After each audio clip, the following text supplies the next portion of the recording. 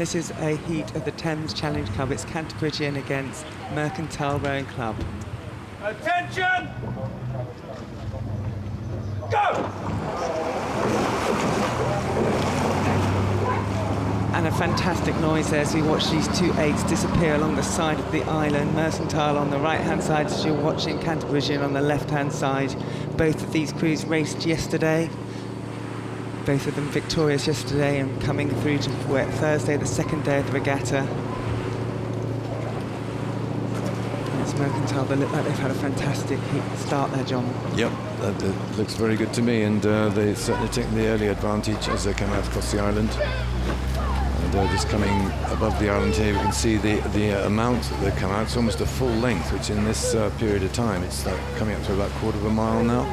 And that's a significant amount. They beat City of Bristol yesterday by 3.5 lengths, so you don't know how hard they were trying. Cantabrigians beat Marlow by a sort of similar distance yesterday, but they certainly need to do something about this distance that they've already dropped to Mercantile Australia. Yeah, I mean, look at that Mercantile 8 and that stroke, man. This is an explosive stroke. It absolutely uses the legs and the backs really well together, and you can see as we pass the progress board that they're already a length and a quarter up at this early stage in the race. They'll be pleased with what they've done. Cantabrigian, they're pressing it on. They really want to keep their rate up. They're driving it through, but they're just a little bit more languid in there, how they're rowing it at the moment, a little bit less crisp, and that's not returning as much boat speed as we're seeing on the Mercantile crew on the left-hand side, where they're really working well together. You can see in the beautiful shot there, the backs opening up together and the boat lifting on every stroke. It really is a nice piece of rowing here. It is very businesslike, and Mercantile are certainly worth their lead, but I would suggest that having had their explosive start, which suggests they're a very strong crew, their raced cruising speed is about the same as the Cantabrigians. They have not pulled away, and they have not nailed this. They have clear water, and that's obviously an advantage which they would expect to win from, but they haven't continued to go away. They could be managing that, but I'd say a length and a half's lead is being a little flattering to yourself and saying, we'll just sit on this and go for it. And I think that really they should be pulling away and knocking this one on the head. But they're allowing Cantabrigians to believe that they can still get back on the Mercantile, the Australian crew. But absolutely right with the technique there. There's just a little bit more business-like, a little bit more organised, and it's worth its length and a half lead. And I think this event, it's going to turn out to be such an interesting event here at Henley Regatta. We watched 16 crews leave the regatta yesterday, another 8 crews will leave today, but there's some real hopes and dreams and some real pedigree in this result. The 8th event for clubs.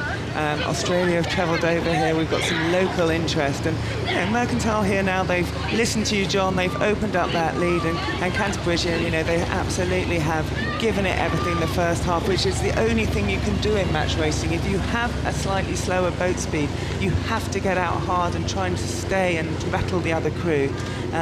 On this occasion, it looks like Mercantile knew their race plan. They kept their heads, and it's now, as we're coming through, that they're just beginning to press away and started to look around and enjoy the row, I would say.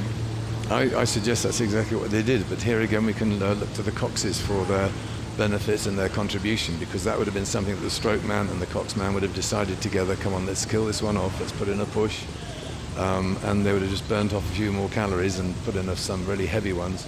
You can tell by looking at the puddles how far they go in each stroke, and if they take up the rate of striking to a couple more strokes per minute, but they maintain that distance per stroke, obviously the boat's going faster. And these are the sort of things that we look out for to see when crews are trying to put in pushes and things like that.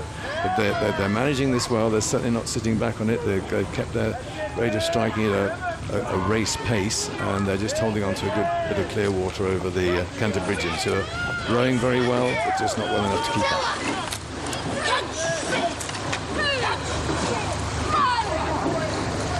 Absolutely wonderful sound here. You can hear the coxswain there calling her crew on. You can hear the sound as the blades come in and the synchronicity that you're hearing, but also quite a lot of plunk on that Mercantile boat. That powerful stroke gives a lot of sound in it. It will be quite impressive to start, but next to it actually it could be quite distracting, because that's a lot of noise on that 8.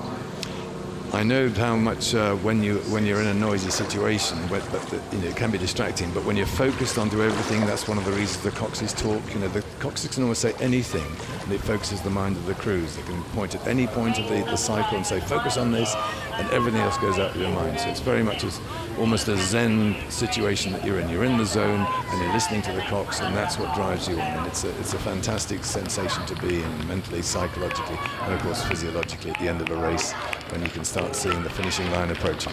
Yeah, and here they go, they're taking their pull. These guys been competing in Australia in small boats. They've come together here at Henley Regatta in 8, and it really is looking like they've got something quite special there in that Mercantile boat. Too strong today, I'd say, for Cantabrigian. They've done themselves proud, absolutely driving their crew, driving it all the way to the finish. But as we cross the finish line, Mercantile race, they're going to be the crew that progress in this Thames Challenge, and Cantabrigian, their day is over.